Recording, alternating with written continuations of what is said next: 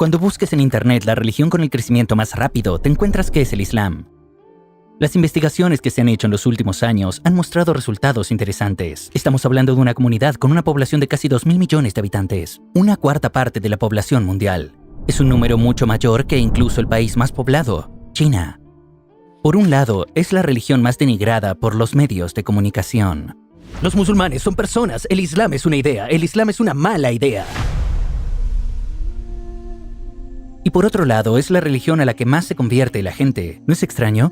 Tenemos ante nosotros una imagen interesante. Gente contando la historia de cómo se hicieron musulmanes en todos los rincones de Internet. Famosos que declararon haberse hecho musulmanes día a día. Por ejemplo, Andrew Tate ha sido mencionado mucho recientemente. El Islam es una religión preciosa y me siento diferente por dentro desde que me convertí. Creo que tiene soluciones para muchos de los problemas a los que nos enfrentamos en el mundo de hoy. El exdiputado holandés Joran van Klaveren. Lo que empezó como un libro anti-islam se convirtió en esta búsqueda de Dios y terminó en convertirme en musulmán. La exestrella de rock Cat Stevens, ahora conocido como Yusuf Islam, porque cuando empecé a leer el Corán, una de las cosas de las que me desperté fue que el Corán está lleno de directivas para hacerte pensar. Cada año presenciamos un aumento de la población musulmana por miles en los países no musulmanes. Ni siquiera es posible predecir lo que ocurrirá dentro de 50 años. Uno no puede realmente imaginarlo. ¿Qué es lo que interesa a tanta gente? ¿Qué es lo que ven? Que algunos de ellos se hacen musulmanes cuando antes son tan antagónicos como para ser enemigos del Islam. Hemos determinado 4 factores importantes que afectan a la decisión de la gente de hacerse musulmana. ¿Y cuáles son? Echémosle un vistazo juntos. Factor 1. Hemos dicho anteriormente que el Islam es la religión a la que más se intenta denigrar y socavar por los medios de comunicación. A pesar de toda la difamación, la razón principal por la que los nuevos musulmanes se convierten al Islam es esta. Esas personas consiguen tomar el Corán y el profeta sallallahu alaihi wasallam como referencias. No a los medios de comunicación y a los musulmanes cuyas acciones no están en consonancia con el Islam. Examinan directamente la vida del primer estudiante del Corán y de la persona que practicó sus decretos de la mejor manera, el profeta Muhammad sallallahu alaihi wasallam. La persona que ven es una persona que se ganó la confianza incluso de sus enemigos. Había estado con ellos desde que nació y era conocido por su confianza, por sus altos valores morales por encima de todos los demás. Nunca se encontró evidencia de que hubiera mentido. Se le conocía como Al-Amin, que significa el digno de confianza. Este nombre le fue dado antes de la profecía por las mismas personas que más tarde se convertirían en enemigos del Islam. Pero cuando se convirtió en profeta, apareció una forma mucho peor de islamofobia que la actual.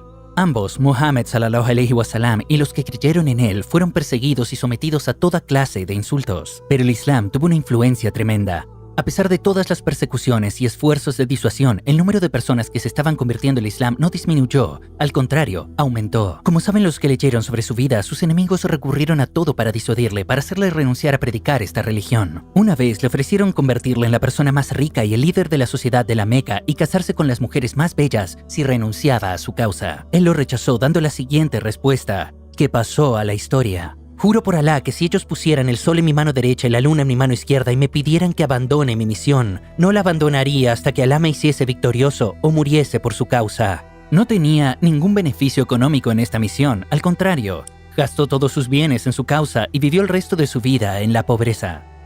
A veces intentan poner apodos como mentiroso, mago, impostor y egoísta para él, para que la gente no le creyera, pero no funcionó. Porque la actitud y las acciones del profeta, todo en su vida, eran evidentes. No podía ser una persona así. En los primeros años, un boicot de 3 años fue aplicado a él y a los creyentes. Nadie podía venderles comida. Perdió sus seres queridos y parientes. Cuando fue a invitar a la gente de la región llamada Taif al Islam, fue apedreado durante todo el camino y quedó empapado en sangre. Otras veces incluso se ataba una piedra sobre el estómago a causa del hambre. En sus 23 años de vida profética experimentó dificultades incomparables. Cuando fue a conquistar la Meca, donde había sido perseguido, años más tarde fue lo suficientemente humilde como para inclinar la cabeza y ser lo suficientemente misericordioso para perdonar a los que le han ofendido. Los que creen en él piensan así cuando leen su vida. Una persona que vivió así su vida no puede ser mentirosa en su causa. Y si esta persona es un mentiroso, no puede haber ninguna persona veraz en el mundo. Aceptan su profetismo pensando así. Cuanto más aprenden de su vida, más le admiran. Factor 2. Si alguien va a aceptar una idea, ¿qué hace primero? Hace preguntas, ¿verdad? Si lo encuentra lógico, acepta la idea. También es válido para la religión. La gente quiere respuestas a preguntas sobre la fe, pero hay algunas cuestiones que están incompletas en todas las religiones, que no se pueden explicar y que no se encuentran razonables. Hay una aceptación general así sobre esto. La religión es un asunto relacionado con el corazón. No es una cuestión de lógica. Créelo y sigue adelante, no lo cuestiones. Pero hay una religión que es excepcional, y es el Islam. Sí, ninguna otra religión que no sea el Islam puede dar respuestas tan claramente a las preguntas que hay que hacerse. Testigo de ello son los volúmenes de libros escritos a lo largo de los 1400 años de historia islámica, contestando las preguntas que fueron hechas. Los Tafsir Risale-i Nur escritos en el siglo pasado son uno de los mejores ejemplos de ello, con las determinaciones basadas en el intelecto y el corazón. Mientras que ninguna otra religión se basa en la evidencia, el Islam está probado con docenas de pruebas. Incluso si simplemente escribes en YouTube o Google, puedes leer fácilmente algunos de ellos. Muchos versos del Corán y Hadith siempre animan a la gente a usar la lógica y aprender el conocimiento, la ciencia. Para comprender que el Islam es la religión más lógica, basta con ver la cuestión más fundamental en el sistema de creencias, la creencia en Alá. El Islam es la religión con la explicación más clara sobre el Creador, mientras que ningún otro sistema de creencias menciona las características del Creador de forma completa. En el Islam, Él es mencionado con sus atributos junto a sus obras de creación en el universo, y se le presenta en detalle. ¿Cómo se puede esperar que una religión sea verdadera si no puede incluir información sobre el Creador? O que esté bien si usa los términos como energía desconocida. Incluso si usas eso como único criterio, solo quedan unas pocas religiones. Y las falacias lógicas y los errores lógicos se pueden ver en las explicaciones de todos ellos, excepto el Islam. El Islam nos da la definición de una deidad con poder infinito y ninguna debilidad. En otras palabras, el Islam, a diferencia de otras religiones, no se equivoca en la creencia en Alá. Siempre hace la definición más correcta. Entonces decimos, me pregunto si esta es la religión enviada por Alá. En otras palabras, ¿puede la entidad que se presenta en el Corán ser el creador del universo? Factor 3. La otra razón importante es que hace 1400 años el Islam aportó soluciones definitivas a los problemas que aún hoy no se han resuelto. Daremos 3 ejemplos básicos. Por ejemplo, hay graves problemas con la unidad y la fraternidad entre las personas. Incluso cuando miras al siglo pasado, vemos el tema del racismo, que causó la muerte de millones de personas. Esas muertes continúan aún hoy. Los asesinatos, la opresión y las persecuciones de muchos grupos racistas como el Ku Klux Klan se ven en los registros históricos. A veces, esos actos racistas se hicieron directamente por el Estado, como en la Alemania de la época nazi y en China, no hace falta ir muy lejos. Podemos mirar esta foto. Fue tomada en Bruselas en 1958. Si escribes zoológico humano en internet, verás fotos similares. Mantienen a los negros africanos en jaulas y los muestran a la gente como si fueran animales. Mira esta gente. ¿Te parece que se están divirtiendo mucho? ¿No es suficientemente humillante lo que le hacen a este chico? No se trata solo de Bruselas. Había zoológicos humanos desde 1900 hasta esa época, en los países como Estados Unidos, Francia y Alemania. Pero son países desarrollados y civilizados, no harían esas cosas ahora, ¿verdad? Veamos cómo el Islam, al que llaman atrasado, mira el asunto. Hombres, os hemos creado a partir de un varón y de una hembra, y os hemos hecho pueblos y tribus distintos para que os reconocieras unos a otros. Y en verdad que el más noble de vosotros ante Alá es el que más le teme. Alá es conocedor y está perfectamente informado. Se afirma en el Corán que tantas razas diferentes fueron creadas para que se conocieran unas a otras y no opriman unos a otros. El que invita al racismo no es de los nuestros.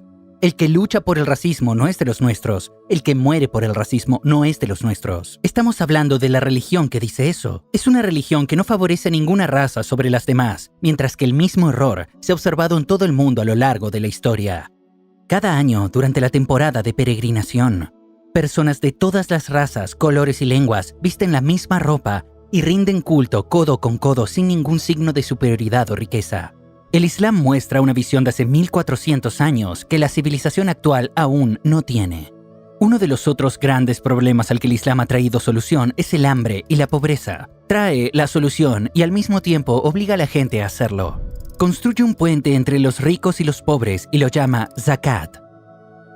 El Islam ha introducido un cierto límite para ser considerado rico. Una persona que tiene por encima de ese límite regala un 40avo, 2,5% de su riqueza a los pobres. No importa cuánta riqueza tenga. Por un lado, se satisfacen las necesidades de los pobres y por otro lado, se fortalecen los lazos de hermandad. Los ricos no pueden mirar ni alejarse de los pobres y los pobres no tienen envidia ni guardan rencor a los ricos. Al contrario, se acercan, resolviendo ambos el problema financiero y garantizando la fraternidad. Además, hay muchos ejemplos importantes de ello en la historia. Durante el periodo del Estado Selyúcida de Anatolia, Sultanato Selyúcida de Roma, los barcos de zakat tuvieron que ser enviados a África, porque no había gente lo suficientemente pobre para dar el zakat en toda Anatolia. Sí, a África, que ha sido colonizada por los enemigos del Islam. En algunos países donde realmente se practicaba el Islam, los ricos tenían dificultades para encontrar gente para dar el zakat después de un tiempo, porque la brecha financiera entre ellos se cerró con el zakat y la caridad. La persona que recibía zakat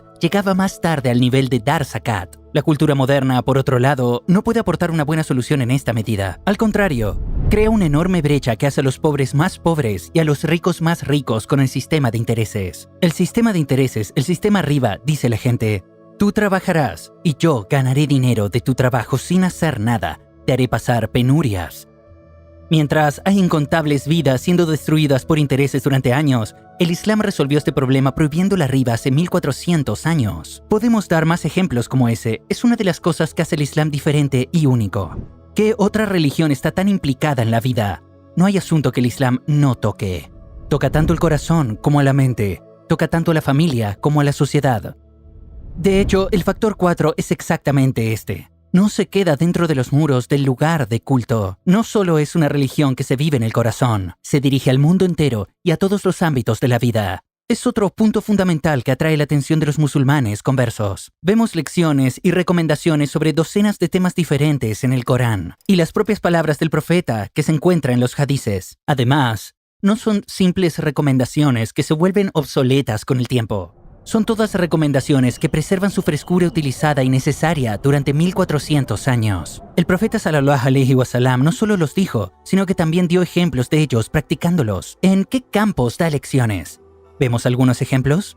Aparte de las cuestiones de culto, todos los asuntos legales con detalles suficientes para dirigir un estado, aprendizaje del conocimiento, la ciencia y el razonamiento, comercio, economía, estado, administración y diplomacia, comunicarse con la gente, hospitalidad, ser un buen vecino, amistad, cuidar de los parientes, asuntos matrimoniales y familiares, crianza de los niños, proteger y cuidar a los huérfanos, ayudar a los pobres y necesitados, cuidar de los pacientes y la motivación del propio paciente, soportar todos los problemas causados por la lengua, liderazgo y trabajo en equipo, limpieza hasta el último detalle, educación y madurez espiritual, historia, y al mismo tiempo las noticias dadas sobre el futuro que resultaron ser ciertas. También podemos enumerar otras áreas. ¿Sabes cuál es la otra cosa interesante?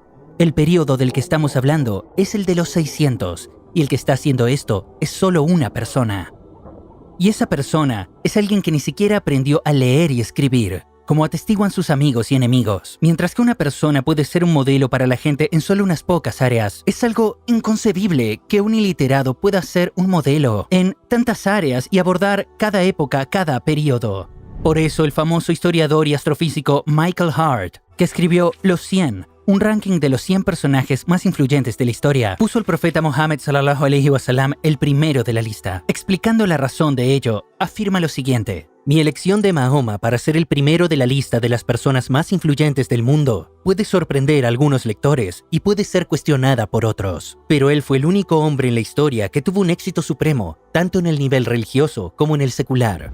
Esto es lo que observan los que se convierten en musulmanes al leer sobre su vida. Lo que ven es una religión que toca todos los aspectos de la vida. No es solo la religión que se vive en el corazón y en el lugar de culto, y ha demostrado su universalidad, conservando su frescura durante 1400 años. Entre los que pudieron notarlo está el exdiputado holandés Joran van Klaveren, a quien entrevistamos. Quería escribir un libro contra el Islam porque conocía el Islam tal y como lo presentaban los medios de comunicación. Mientras investigaba sobre el Islam, empezó a darse cuenta de los hechos como los 4 puntos básicos de los que hablamos. Como resultado, el viaje que comenzó con un propósito anti-Islam terminó en él convirtiéndose en musulmán. Esta es la breve respuesta a la pregunta: ¿por qué la gente se vuelve musulmana? Mientras la gente sigue investigando, leyendo la vida del profeta Muhammad sallallahu alaihi wasallam y fijándose en lo que él aportó a la gente, el número de conversos al Islam aumentará aún más. Como dijo un gran erudito islámico, ten esperanza.